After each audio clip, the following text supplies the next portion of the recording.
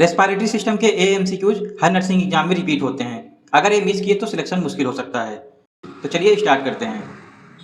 Question number 1 है, COPD patient को oxygen कितने लीटर पर मिनट देना चाहिए? ऑप्शंस हैं, ऑप्शन ए है 1 से 2 लीटर, ऑप्शन बी है 3 से 4 लीटर एंड ऑप्शन सी है 5 से 6 लीटर एंड ऑप्शन डी है 10 से 15 लीटर पर मिनट। तो अब कॉन्सेप्ट समझो। सीओपीडी के पेशेंट में हाइपोक्सिक ड्राइव होती है, मतलब वो कम ऑक्सीजन पर जीते हैं। अगर तुमने ज़्यादा ऑक्सीजन दे दी तो उनका CO2 निकलना बंद हो जाएगा और CO2 नेक्रोसिस हो जाएगा। पेशेंट कोमा में जा सकता है, इसलिए हमेशा लो फ्लो ऑक्सीजन देते हैं। इसलिए इसका राइट आंसर जाएगा ऑप्शन ए, 1 से 2 लीटर पर मिनट। एग्जाम में ये पक्का आता है। क्वेश्चन नंबर 2 है, टीबी का कंफर्मेटरी डायग्नोस्टिक टेस्ट क्या है? ऑप्शन ए है चेस्ट एक्सरे, ऑप्शन बी है मैंटॉक्स टेस्ट, ऑप्शन सी है sputum AFB culture and option D है ESR। तो देखो, एक्सरे और मेंटॉक्स टेस्ट में सिर्फ डाउट होता है, कंफर्म नहीं। ESR तो इन्फेक्शन में बढ़ता ही है। टीबी कंफर्म तभी होगा जब बलगम में टीबी का बैक्टीरिया दिखे या फिर ग्रो हो। इसलिए गोल्ड स्टैंडर्ड टेस्ट है स्पूटम AFB कल्चर। तो हमारा राइट आंसर जाएगा option C, sputum AFB culture. Question number 3 है, अस्थमा अटैक में फर्स्ट लाइन ड्रग कौन सी है? ऑप्शन है, ऑप्शन ए है ओरल स्टेरॉइड्स, ऑप्शन बी है short acting beta 2 agnostic inhaler, option C है थियोफाइलिन एंड ऑप्शन डी है एंटीबायोटिक्स। अस्थमा अटैक में सांस की नली एकदम सिकुड़ जाती है। सबसे पहले उसको खोलना है। इसके लिए सबसे फास्ट काम करता है सल्बुटामॉल इनहेलर। ए बीटा 2 एगोनिस्ट है, इसलिए इसे रेस्क्यू ड्रग भी बोलते हैं। स्टेरॉइड बाद में देते हैं। इसलिए हमारा राइट आंसर जाएगा option B, short acting beta 2 agonist inhaler. Question number 4 है, एबीजी रिपोर्ट में पीएच 7.25 है, PaCO2 55 mmHg है, SCO3 24 है। ए क्या है? ऑप्शन ए है मेटाबॉलिक एसिडोसिस, ऑप्शन बी है रेस्पिरेटरी एसिडोसिस, ऑप्शन सी है metabolic alkalosis and option D है रेस्पिरेटरी एल्केलोसिस। तो यहाँ पर आपको एबीजी इंटरप्शन का क्वेश्चन है। तो यहाँ पर एक ट्रिक आपको याद रखनी होगी हमेशा, रोम ट्रिक, जिसमें कि रेस्पिरेटरी अपोजिट, मेटाबॉलिक इक्वल। तो अब देखो, पीएच 7.25 है, नॉर्मल क्या होता है 7.35 से 7.45। तो पीएच कम है मतलब एसिडोसिस है। अब PaCO2 55 है, नॉर्मल 35 से 45 होता है, मतलब PaCO2 बढ़ा हुआ है। पीएच कम और CO2 ज़्यादा, ए अपोजिट है, इसलिए क्या हो गया रेस्पिरेटरी एसिडोसिस। इसलिए हमारा राइट आंसर क्या जाएगा option B, respiratory acidosis. Next question 5, chest tube insertion के बाद ड्रेनेज सिस्टम को पेशेंट के लेवल से कहाँ रखना चाहिए? ऑप्शन ए है पेशेंट के लेवल पर, ऑप्शन बी है पेशेंट के लेवल से ऊपर, ऑप्शन सी है पेशेंट के लेवल से नीचे एंड ऑप्शन डी है कहीं भी रख सकते हैं। चेस्ट ट्यूब का जो ड्रेनेज ग्रेविटी से होता है, अगर बॉटल को पेशेंट के ऊपर रख देंगे तो सारा फ्लूइड और हवा वापस चेस्ट में ही चली जाएगी। पेशेंट की इसमें जान भी जा सकती है, इसलिए हमेशा इसको नीचे रखते हैं। इसलिए हमारा राइट आंसर जाएगा ऑप्शन सी, पेशेंट के लेवल से नीचे। क्वेश्चन नंबर 6 है, पल्मोनरी एम्बोलिज्म का सबसे कॉमन सिम्टम्स क्या है? ऑप्शन ए है फीवर, ऑप्शन बी है sudden chest pain plus dyspnoea, option C है productive cough and option D है हीमोटाइसिस ओनली। तो पल्मोनरी एम्बोलिज्म में ब्लड का थक्का लंग्स की आर्टरी में अटक जाता है। पेशेंट एकदम से बोलेगा सांस नहीं आ रही और सीने में तेज दर्द है। ये अचानक से होता है, इसलिए हमारा राइट आंसर जाएगा option B, sudden chest pain plus dyspnea. Question number 7 है, निमोनिया में रस्टी स्पूटम किस ऑर्गेनिज्म से होता है? ऑप्शन ए है क्लेप्सिला, ऑप्शन बी है स्टेप्टोकोकस निमोनियाई, ऑप्शन सी है स्टेप्लोकोकस एंड ऑप्शन डी है सीडोमोनास। तो रस्टी मतलब होता है जंग लगा हुआ। ये स्टेप्टोकोकस निमोनियाई का क्लासिक साइन है। ये सीनेट का फेवरेट क्वेश्चन भी है, इसको आप रट लो। तो यहाँ हमारा राइट आंसर जाएगा option B, streptococcus pneumoniae. Next question है question number 8, post operative patient में एटीलैक्टिसिस प्रिवेंट करने के लिए बेस्ट नर्सिंग एक्शन क्या है? ऑप्शन ए है deep breathing plus incentive spirometer, option B है complete bed rest, option C है restrict fluid intake and option D है ऑक्सीजन मास्क लगाना। तो ऑपरेशन के बाद पेशेंट दर्द के मारे गहरी सांस नहीं लेता, इससे उसका जो लंग्स है उसके एल्वेओलाई चिपक जाते हैं, इसे ही एटीलैक्टेसिस कहते हैं। इससे बचने के लिए डीप ब्रीथिंग एक्सरसाइज और स्पायरोमीटर करवाते हैं। इसलिए हमारा राइट आंसर जाएगा option A, deep breathing plus incentive spirometer. Question number 9 है, ट्रैकियोस्टोमी केयर करते टाइम सक्शन कितने साउंड से ज़्यादा नहीं करना चाहिए? ऑप्शन ए है 5 सेकेंड, ऑप्शन बी है 10 सेकेंड, ऑप्शन सी है 20 सेकेंड एंड ऑप्शन डी है 30 सेकेंड। तो जब हम सक्शन करते हैं तो उस टाइम ऑक्सीजन भी निकल जाती है। अगर 10 से 15 सेकंड से ज़्यादा करोगे तो पेशेंट हाइपोक्सिक हो जाएगा, हार्ट बंद हो सकता है, इसलिए 10 सेकंड रूल। तो हमारा राइट आंसर जाएगा option B 10 second. Question number 10 है, प्लूराइटिक चेस्ट पेन की कैरेक्टरिस्टिक क्या है? ऑप्शन ए है रेस्ट पर बढ़ता है, ऑप्शन बी है डीप इंस्पायरेशन एंड कफ पर बढ़ता है, ऑप्शन सी है खाना खाने से बढ़ता है एंड ऑप्शन डी है नाइट में ही होता है। तो जो प्लूरा है उसमें अगर सूजन है तो जब लंग्स फूलता है, जैसे गहरी सांस लेने या खांसने पर, तो सूजा हुआ प्लूरा रगड़ खाता है, इसलिए दर्द वहां पर और बढ़ जाता है। इसलिए हमारा राइट आंसर जाएगा option B deep inspiration and cough पर भी बढ़ता है। क्वेश्चन नंबर 11 है, ARDS में PaO2 ऑप्शनल FiO2 रेशियो कितना होता है? ऑप्शन ए है 300 से ज़्यादा, ऑप्शन बी है 200 से 300, ऑप्शन सी है 200 से कम एंड ऑप्शन डी है 100 से कम फॉर सीवियर। तो जो ARDS की डिफिनीशन होती है वो यही है कि PaO2 और ऑप्शनल FiO2 200 से कम हुआ तो ARDS, 100 से कम हुआ तो सीवियर ARDS, इसको याद रखो। तो ऑप्शन है जो सी लेस देन 200 वो राइट होगा।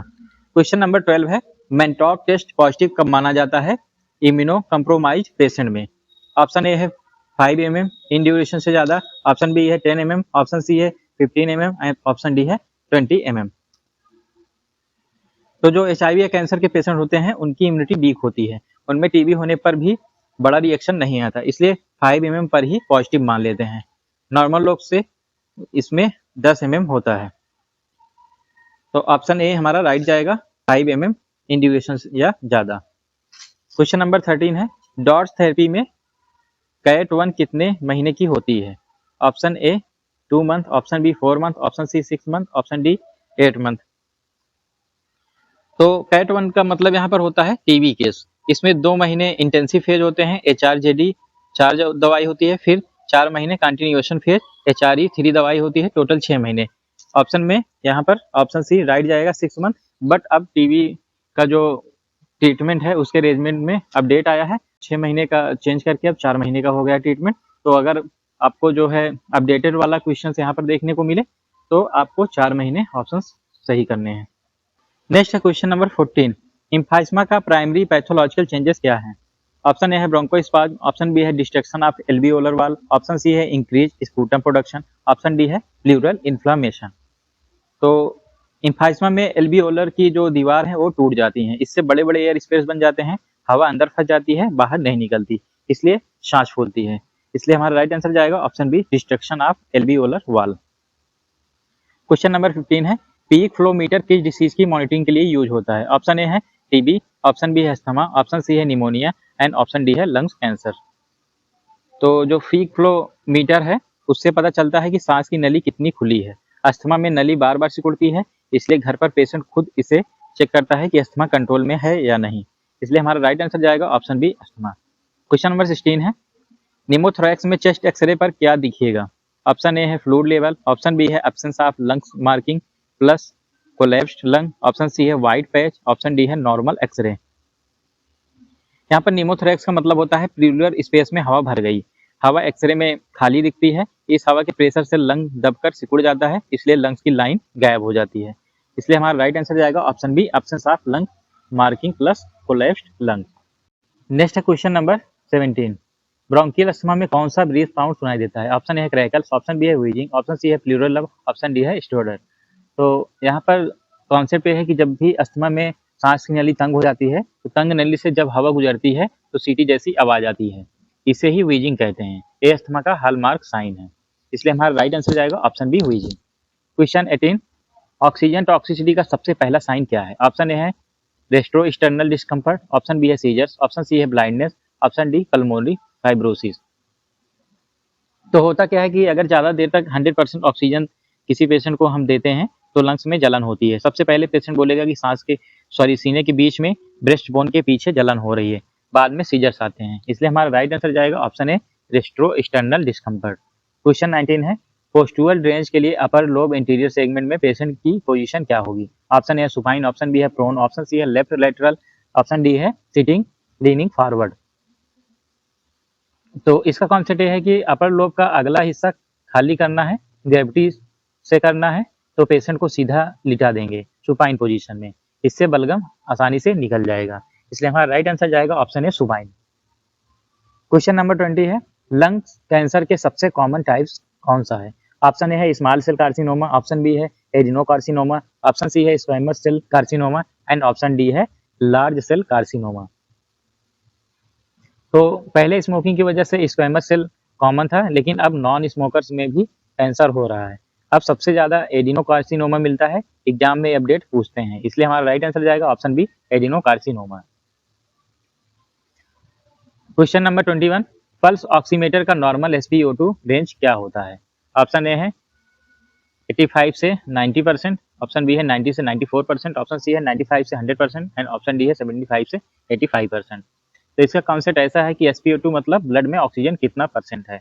तो 95 से 100 तक इसमें नॉर्मल होता है, 90 से कम हुआ तो हाइपोक्सिया कहते हैं और 88 से कम हुआ तो ऑक्सीजन इसमें लगाना पड़ता है। इसलिए हमारा राइट आंसर जाएगा ऑप्शन सी 95 से 100%। क्वेश्चन नंबर 22, सिस्टिक फाइब्रोसिस में सबसे कॉमन रेस्पिरेटरी कॉम्प्लिकेशंस क्या है? ऑप्शन ए है पल्मोनरी हाइपरटेंशन, ऑप्शन बी है रिकरेंट निमोनिया, ऑप्शन सी है नीमोथोरैक्स एंड ऑप्शन डी है लंग्स एब्सेस। तो सिस्टिक फाइब्रोसिस में बलगम बहुत ज्यादा चिपचिपा होता है, ये सांस की नली में जम जाता है। इस चिपचिपे बलगम में बैक्टीरिया आसानी से ग्रो करते हैं, इसलिए बार बार निमोनिया होता है। इसलिए हमारा राइट आंसर जाएगा option B recurrent pneumonia. Question number 23 है, वेंटिलेटर पेशेंट में वेव प्रिवेंट करने के लिए HOB कितना एलिवेटेड रखना चाहिए? ऑप्शन ए है फ्लैट, ऑप्शन बी है 15 to 20 डिग्री, ऑप्शन सी है 30 to 45 degree and option D है 90 डिग्री। तो यहाँ पर वेव का मतलब होता है वेंटिलेटर एसोसिएटेड निमोनिया। इससे बचने के लिए वेव बंडल्स फॉलो करते हैं, उसमें सबसे इंपॉर्टेंट है बेड का सर जो होता है वो 30 से 45 डिग्री ऊपर रखना, इससे पेट का एसिड लंग्स में नहीं जाता। इसलिए राइट आंसर जाएगा option C 30 to 45 degree. Question number 24, haemoptysis का सबसे कॉमन कॉज इंडिया में क्या है? ऑप्शन ए है लंग कैंसर, ऑप्शन बी है ब्रोंकिक्टाइसिस, ऑप्शन सी है पल्मोनरी टीबी, ऑप्शन डी है निमोनिया। तो जो हेमोटाइसिस है उसका मतलब होता है खून की खांसी। फॉरेन में कैंसर कॉमन होता है, लेकिन इंडिया में टीबी इतना ज़्यादा है कि खून की खांसी का नंबर एक रीजन टीबी ही है। इसलिए हमारा राइट आंसर जाएगा option C pulmonary TB. Next and last question है 25, चेस्ट फिजियोथेरेपी कब कॉन्ट्रा इंडिकेटेड है? ऑप्शन ए है ब्रोंकिक्टाइसिस, ऑप्शन बी है इंक्रीज ICP, ऑप्शन सी है cystic fibrosis and option D है एटीलैक्टेसिस। तो इसका कॉन्सेप्ट ऐसे समझो कि चेस्ट फिजियो में परक्यूशन करते हैं और हेड लो करते हैं। अगर पेशेंट का दिमाग में प्रेशर पहले से ज़्यादा है तो इंक्रीज ICP, तो हेड लो करने से प्रेशर और बढ़ जाएगा। ब्रेन हर्निएशन हो सकता है, इसलिए एब्सोल्यूट कंट्राइंडिकेशन है। इसलिए राइट आंसर जाएगा ऑप्शन बी इंक्रीज ICP।